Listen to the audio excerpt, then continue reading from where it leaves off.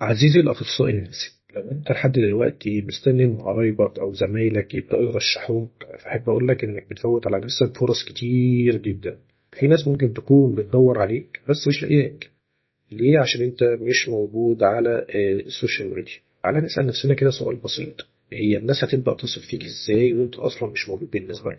الناس بتثق في اللي بيشوفوه دايما، أو اللي بيتكلم باللغة بتاعتهم، واللي حاسين إنه حقيقي، مش حد كده طالع في صورة فورمال بيبص للسقف وبيبدأ إن هو ينقل أفكاره أو معلومات.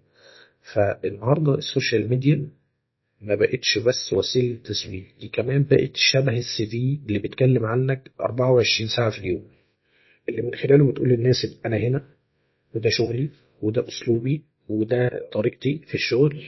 وخلال الكلام ده كله الناس هتبدأ تعرف عنك وتبدأ إن هي تكون حريصة على إن هي تستفيد من خدماتك. نعمل إيه؟ خلينا نتكلم. هما 3 خطوات بسيطة ممكن تبدأ بيهم في بداية حياتك. أول حاجة إنك تختار محتوى مريح ليك أنت بتعرف تتكلم فيه، وتبدأ إن أنت تحط المحتوى ده في صورة فيديوهات قصيرة، أو في صورة بوستات، أو في صورة قصص واقعية. طبعا ده كله من غير ما تخترق خصوصية حد. لو أنت بتستعرض حاجة من الحاجات اللي بتمر عليك في العيادة أو بتمر عليك في المستشفى، فتراعي طبعا إن أنت تحاول إنك تراعي الخصوصية. وحتى لو أنت بتبدأ تتكلم عن حاجة معينة، فأنت ممكن تدمج ما بين حاجات معينة، ما بين حالات مختلفة بس بتعاني من نفس المشكلة. رقم 2: تخلي الطريقة بتاعتك سهلة وبسيطة وشبهك. مش تتكلم بنفس الطريقة اللي انت بتتعلم بيها من أساتذتك. يعني انت هدفك وانت بتقرا في موضوع معين هو انك تتعلم ازاي تشتغل في المنطقة دي او تشتغل مع الحالة دي، انما الحالة دي نفسها مش هدفها ان هي تسمعك بنفس الطريقة، هي عندها هدف مختلف تماما. فخلي الناس تبدأ تحس ان انت بني ادم زيهم. خلي الناس تبدأ تحس ان انت شبه اللي هم عايشينه في حياتهم، عشان يبدأوا يستوعبوا الافكار او الحاجات اللي انت عايز تنقلها لهم.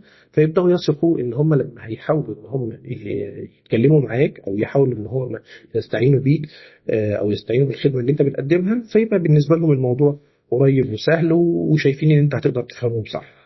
الحاجة الثالثة إن وأنت بتتكلم عن مواضيعك حاول تربطها بحياتك اليومية أو بحياة الناس اليومية اللي متعلقة بالشغل وبالأهل وبالعلاقات، والناس اللي بنحبهم والناس اللي ما بنحبهمش، والناس اللي بتفهمنا والناس اللي ما بتفهمناش. كل الحاجات دي بتفرق في طريقة نقل المعلومة للعميل بتاعك أو العميل المحتمل. خلينا نقول في الأول إن هو هيبقى عميل محتمل بالنسبة لك. من الآخر، لو أنت بصيت كده وافتكرت زمان أيام ما كنت بتتمنى إن يجيلك حالات، عايزك ترجع تفتكر الأيام دي تاني وتشوف الحالة اللي بتدور عليك دلوقتي هتجيلي بناء على إيه؟ في شكل المحتوى أو الفيديو أو البوست اللي أنا هكتبه، وتبدأ إن أنت تشتغل من خلال التصور ده.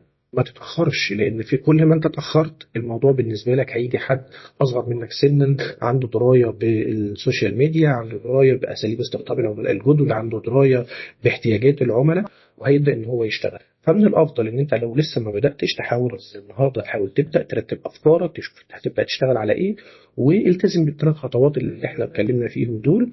ومع الوقت هتبدأ تشوف إيه اللي بيحصل معاك من تطور، أو إيه المشاكل اللي هتواجهك، وبناء عليها تبدأ تطور في المرحلة اللي جاية.